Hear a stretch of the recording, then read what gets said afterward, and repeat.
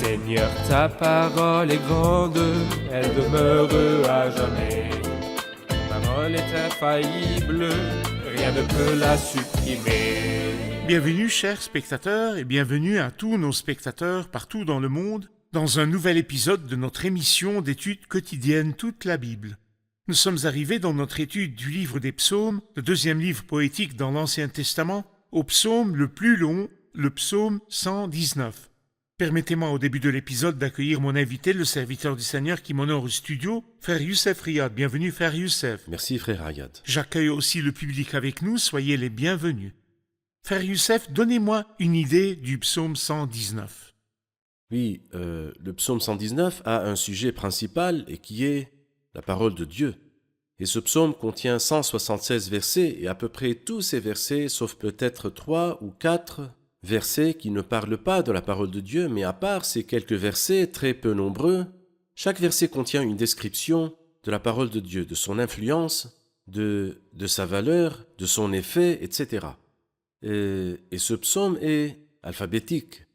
Que veut dire alphabétique ? Eh bien, c'est un style de poème hébreu. Et en fait, la langue hébraïque se distingue par cette façon, par ce style dans lequel les psaumes alphabétiques sont écrits, et qui s'appelle en anglais acrostic. Et que veut dire cela ?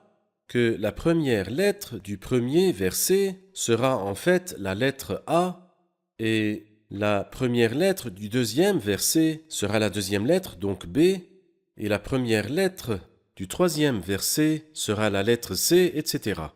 Mais ce psaume ici est divisé en 22 parties, et chaque partie contient 8 versets, et chaque verset est divisé en 2 moitiés.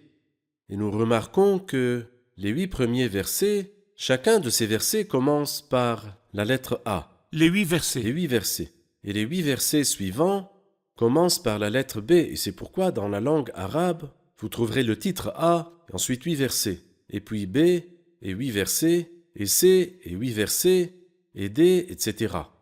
Il a été dit dans l'explication que cette répartition nous parle de ce qui va se passer dans le futur étant une parole prophétique, le Nouveau Testament, parce que chaque lettre, 8 versets, et le chiffre 8 est le chiffre du nouveau.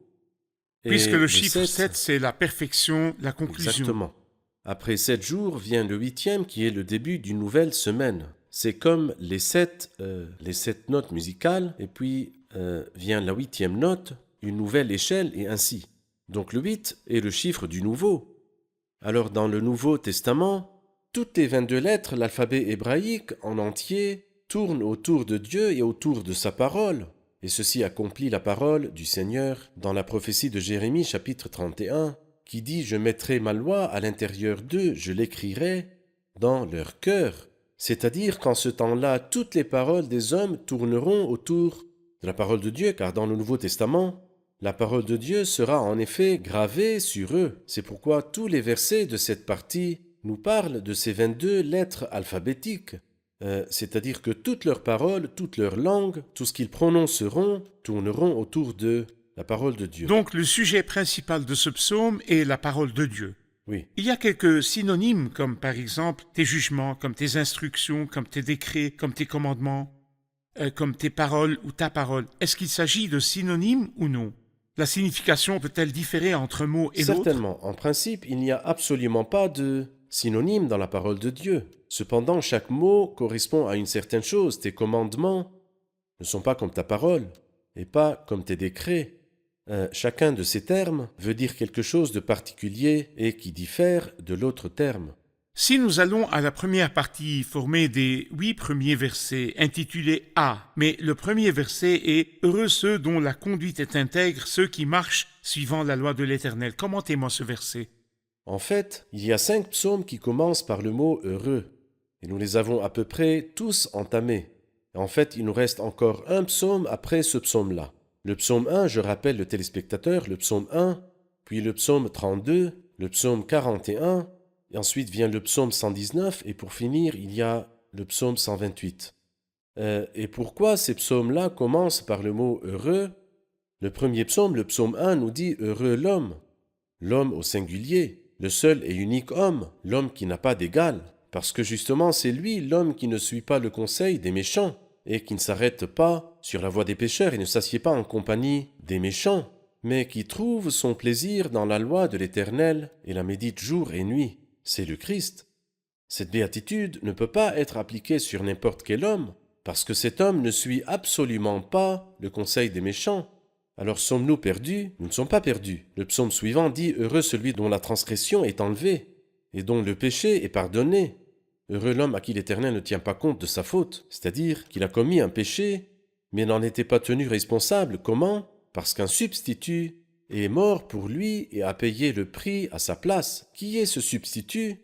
Nous allons au psaume suivant, et qui dit « Heureux celui qui se soucie du pauvre ». Le Christ qui est accroché à la croix, celui-là est le pauvre suprême. Celui qui le regarde d'un regard de foi et d'appréciation recevra alors le pardon tant attendu, et ceci dans le psaume 32.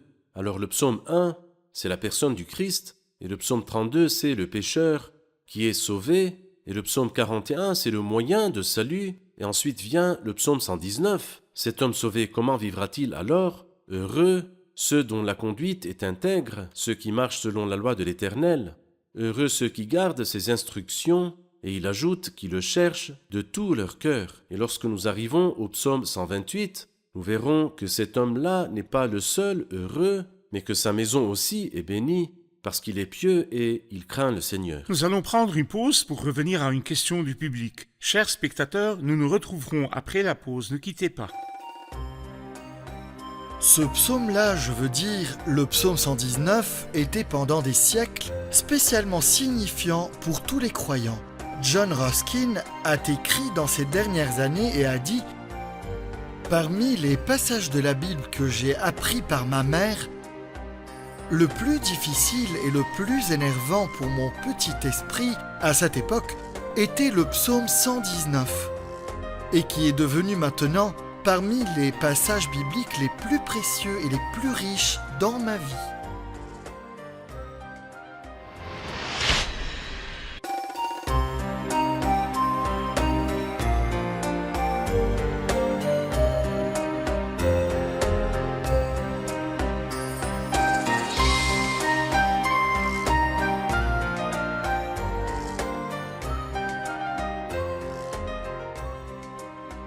Nous revoici, chers spectateurs, pour prendre une question du public. Au verset 9, il est écrit « Comment le jeune homme rendra-t-il pur son sentier en se conformant à ta parole ?» Que veut dire cela? Que veut dire ce verset-là? Comment le jeune rendra-t-il pire son sentier, frère Youssef? Eh bien, à propos, je dirais quelque chose que je ne vais pas détailler car le temps ne le permet pas, mais je vais juste donner une clé. Que chacune des lettres de la langue hébraïque a une valeur numérique et une signification. C'est-à-dire que la lettre A par laquelle commencent les 8 premiers versets a pour signification le taureau. Et en fait, ceci a été expliqué que le taureau est parmi les animaux qui sont purs et qui peuvent s'offrir en sacrifice. Il est même le plus grand des sacrifices. Pourquoi le taureau est-il un animal pur? Pour 2 raisons. La première raison, c'est qu'il rumine, et la deuxième raison est qu'il fend le sabot. Et c'est ce que nous voyons dans les 8 premiers versets. Une personne qui rumine, cela veut dire qu'elle se nourrit de la parole de Dieu, et elle fend le sabot, cela veut dire qu'elle marche séparément du monde mauvais. Et du verset 9 jusqu'au verset 16, nous passons à la deuxième lettre qui est la lettre B, et on dit que le sens de cette lettre est la maison. Et nous savons que la personne qui entre dans la maison doit respecter la sainteté. Le dernier verset du psaume 93 dit « La sainteté convient à ta maison ». Oui, nous avons bénéficié du taureau qui a été immolé, qui nous a donné le droit d'entrer dans la maison. Mais comment faudrait-il entrer dans la maison? Ou laissez-moi dire que le taureau nous a parlé de la sanctification par le sang, mais qu'en est-il de la sanctification par l'eau? Oui, nous avons besoin d'une sanctification d'un autre genre, par l'eau, dont il dit ici comment rendra-t-il pur? Comment le jeune homme purifiera-t-il son sentier? Et je pense que pas seulement ce jeune homme, mais que tout homme a besoin de se purifier par la parole de Dieu, mais d'une façon particulière, le jeune homme. Et le psalmiste ou l'auteur de ce psaume était probablement un jeune homme parce qu'il parle beaucoup du temps de la jeunesse. Donc un jeune homme, dans un monde pollué, comment rendra-t-il pur son sentier? La réponse est, c'est dans le verset 9 qui dit « En se conformant à ta parole ». Et le Christ a dit « Déjà vous êtes purs à cause de la parole que je vous ai annoncée.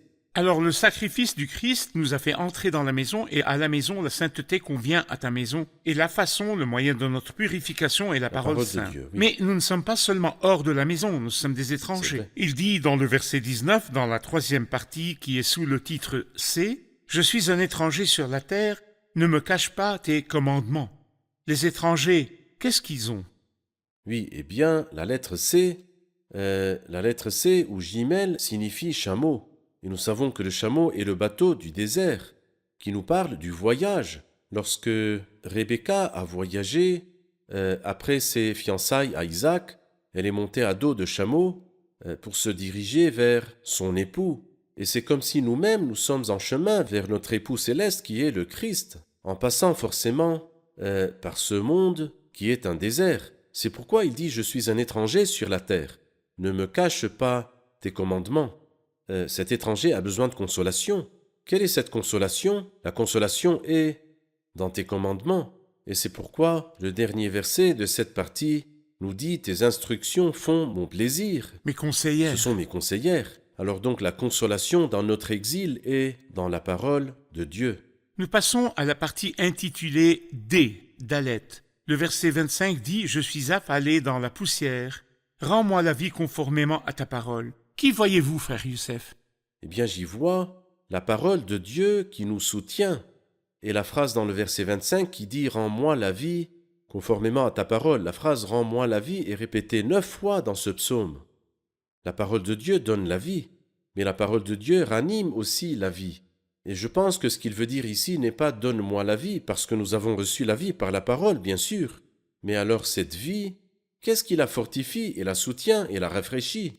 Ou laissez-moi dire, quelle est la nourriture de la nouvelle vie?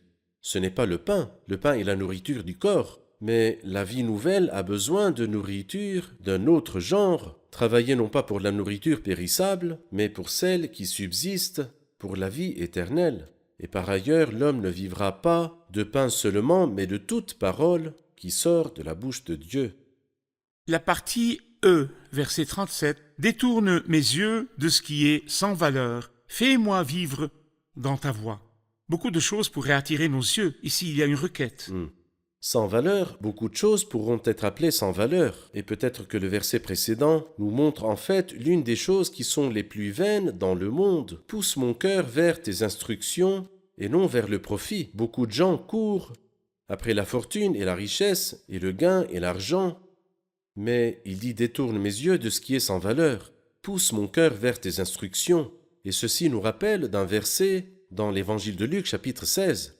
Nous lisons alors dans ce verset, le Christ dit « Aucun serviteur ne peut servir 2 maîtres. » Et il dit « En entendant tout cela, les pharisiens qui aimaient l'argent se moquaient de lui. » Ils écoutaient les paroles de Dieu, mais ils aimaient l'argent. Ils se moquaient de lui.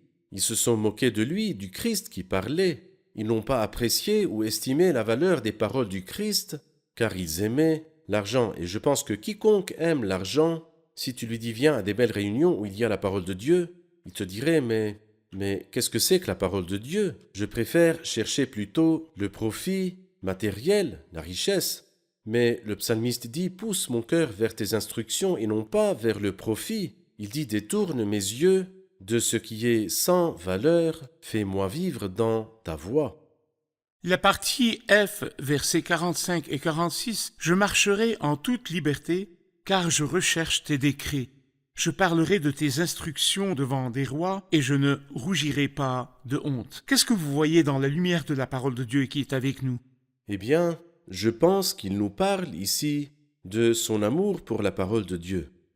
Beaucoup de gens considèrent la parole de Dieu comme une restriction. Mais ici, il dit « Je marcherai en toute liberté. » Car je recherche tes décrets. Si vraiment tu aimes la parole de Dieu, tu ne vas jamais la sentir comme une restriction ou une lourdeur, mais tu marcheras en toute liberté. Je marcherai en toute liberté car je recherche tes décrets. Tant que j'ai de l'amour pour cette parole, c'est pourquoi il y a une belle expression dans l'épître de Jacques. Mais celui qui a plongé les regards dans la loi parfaite, la loi de la liberté, certains considèrent la Bible sainte comme une restriction. Je dois absolument appliquer les instructions de la Bible. Mais attendons que nous grandissions et que nous vieillissions, à ce moment-là, nous irons vers Dieu. Pourquoi la restriction alors que nous sommes encore jeunes? Mais ici, celui qui a écrit ce psaume, qui est un jeune homme, dit « Je marcherai en toute liberté, car je recherche tes décrets. » La loi de la liberté. La loi de la liberté, cela veut dire qu'il était content de cette parole et ne la prend pas comme une restriction ou une lourdeur. Et en conséquence de cet attachement à cette parole, il dit « Je parlerai de tes instructions Je ne devant des rougirai rois pas et je de ne honte. rougirai pas de honte. » Vraiment, celui qui dit cette parole se tient devant C'est des vrai. rois. La partie G, verset 54, « Tes prescriptions sont le sujet de mes chants dans la maison où je suis étranger. La nuit, je me rappelle ton nom, Éternel, et je respecte ta loi. La part qui me revient, c'est de garder tes décrets. » Eh bien, je pense qu'il nous parle toujours de cette pensée que nous avons mentionnée tout à l'heure, que la parole de Dieu n'est pas une chose qui est lourde, mais tes prescriptions sont le sujet de mes chants dans la maison où je suis étranger. Il y a un chanteur qui a chanté ces paroles « Je suis un étranger sur la terre, c'est pourquoi ne me cache pas le mystère de ta parole, ta belle et merveilleuse parole. » Alors donc nous goûtons, nous dégustons cette parole. Tes prescriptions sont le sujet de mes chants.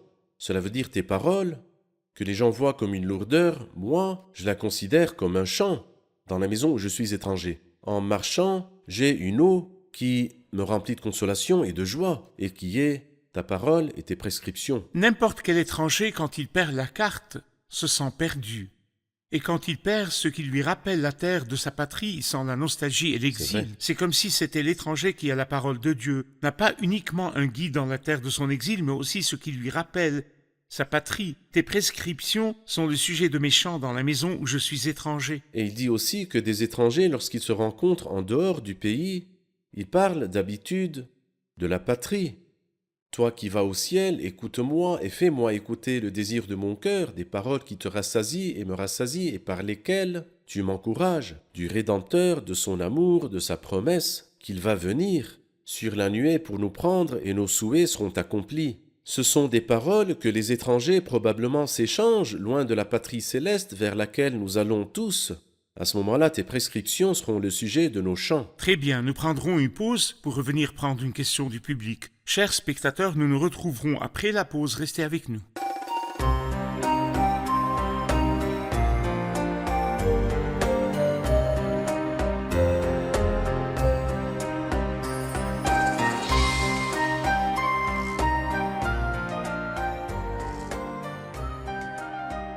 Nous sommes de retour, chers spectateurs, pour prendre une question du public. Au verset 63, « Je suis l'ami de tous ceux qui te craignent et qui se conforment à tes décrets. » Cela veut-il dire qu'on ne doit pas être ami avec les collègues de travail ou les voisins et d'adhérer seulement à ceux qui craignent Dieu? Est-ce que ce sont des limites quant à ceux que nous devons côtoyer, seulement ceux qui connaissent la parole de Dieu? Le mot limite est très beau, parce que la lettre H signifie, dans la langue hébraïque, mur ou bien siège. Et c'est comme si cette partie nous parle du siège, ce siège que nous ne devons pas dépasser. Et nous lisons un parmi ces très beaux sièges, il dit « Je suis l'ami de tous ceux qui te craignent et qui se conforment à tes décrets ». Bien sûr, la camaraderie au travail, je peux toujours avoir des collègues de travail, mais être son ami dans le sens d'adhérer toujours à lui, cela en fait doit être uniquement envers les personnes qui craignent le Seigneur. C'est-à-dire ceux qui craignent l'Éternel se parlèrent l'un à l'autre. Je suis donc l'ami de tous ceux qui te craignent. Dans le livre des Proverbes, au chapitre 13, il dit « Celui qui marche en compagnie des sages devient sage, et celui qui fréquente des hommes stupides se trouvera en mauvaise posture, c'est-à-dire que récolterai-je de mon amitié avec une personne qui n'aime pas le Christ et ne l'apprécie pas? Que récolterai-je de cette relation? En fait, je ne récolterai absolument aucune bénédiction spirituelle. Je trouverai plutôt des choses qui me retarderont. Alors je suis l'ami de tous ceux qui te craignent. Si vraiment j'aime Dieu, alors j'aime ceux qui aiment le Seigneur. Et si vraiment j'aime le livre du Seigneur, alors j'aime aussi ceux qui aiment ce livre. Car en marchant ensemble, nous parlerons de choses communes, qui nous intéressent tous les deux. Mais si j'aime le Seigneur alors que lui ne peut pas le supporter, si j'aime la Bible alors que lui ne comprend pas la Bible, de quoi allons-nous parler? La plupart du temps, ce n'est pas moi qui vais le tirer vers le haut. C'est lui qui va me tirer vers le bas. Très bien. La partie I, au verset 66, « Enseigne-moi le bon sens et la connaissance, car je crois à tes commandements. Qu'entendons par bon goût? Est-ce de la douceur dans les relations ou a-t-il un autre sens ici dans la Bible? Eh bien, je pense que cela inclut l'idée que vous venez de signaler. Où est-ce que je peux apprendre le bon goût? En réalité, nous avons entre les mains la Bible sainte qui nous parle des principes de Dieu, de la nature de Dieu. Et ensuite, ce Dieu qui est grand et sublime a pris le corps d'un homme et la parole C'est fait homme. s'est faite homme, elle a habité parmi nous. Regardez le Christ et apprenez de lui le bon goût. Le Seigneur Jésus-Christ, celui dont le psaume 45 dit au verset 3, « Tu es le plus beau des hommes. La grâce coule de tes lèvres, c'est pourquoi Dieu t'a béni pour toujours. » Je veux dire, regardez comment il a traité avec le sexe opposé, comment il a traité avec la femme, comment il l'honorait et la respectait. Dans toutes ses relations, et même lorsqu'on lui a amené une femme qui était prise en flagrant délire, Jésus se baissa et se mit à écrire avec le doigt sur le sol. Nous apprenons la politesse du Christ, nous apprenons les éthiques, nous apprenons comment il répondait aux autres. Et en fait, le mot hébreu porte un autre sens. Et il est très possible que ce soit le sens voulu là aussi, de discerner les choses d'une façon correcte. La parole nous donne ce sens-là et l'autre sens aussi quand nous apprenons la parole de Dieu et quand nous devenons disciples de cette parole, nous saurons bien discerner et nous aurons aussi la politesse dans la façon de faire avec les autres. Le goût de la bonté et le discernement de la C'est bonté. vrai. Quand nous allons à la partie J, elle commence par ces paroles. « Tes mains m'ont créé, elles m'ont fortifié. Donne-moi l'intelligence pour que j'apprenne tes commandements. » Qui voyez-vous? Eh bien, à propos aussi, la lettre J, sa signification dans la langue hébraïque est « main ».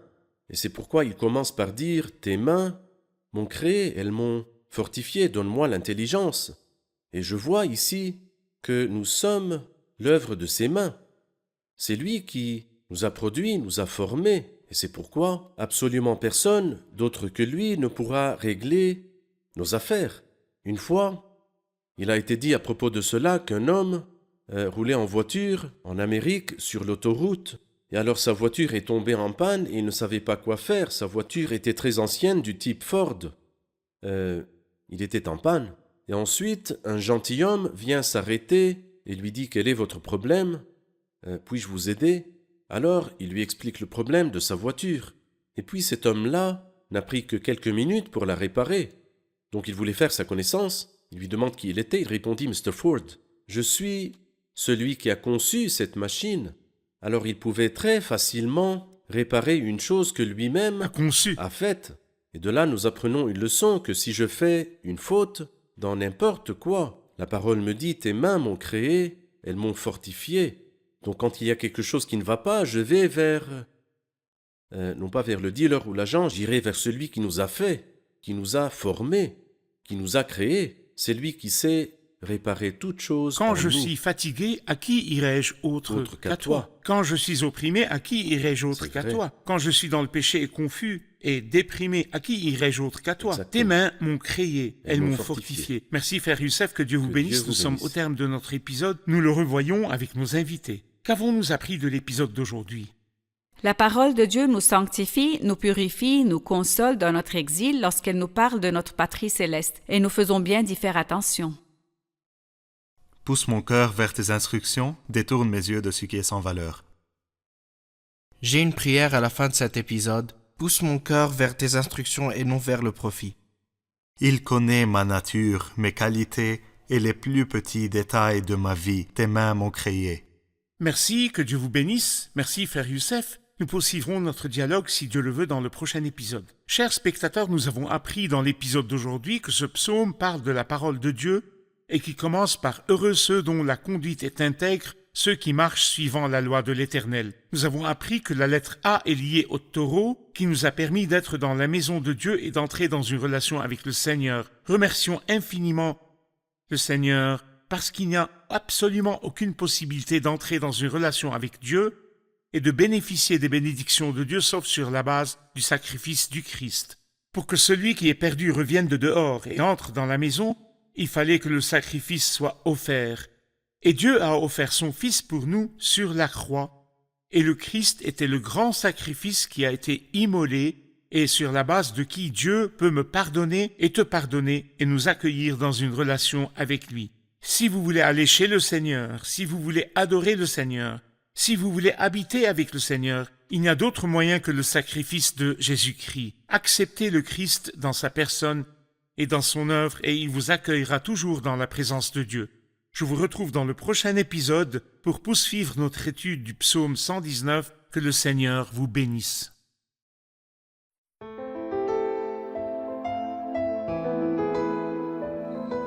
Seigneur, ta parole est grande, elle demeure à jamais. Ta parole est infaillible, rien ne peut la supprimer.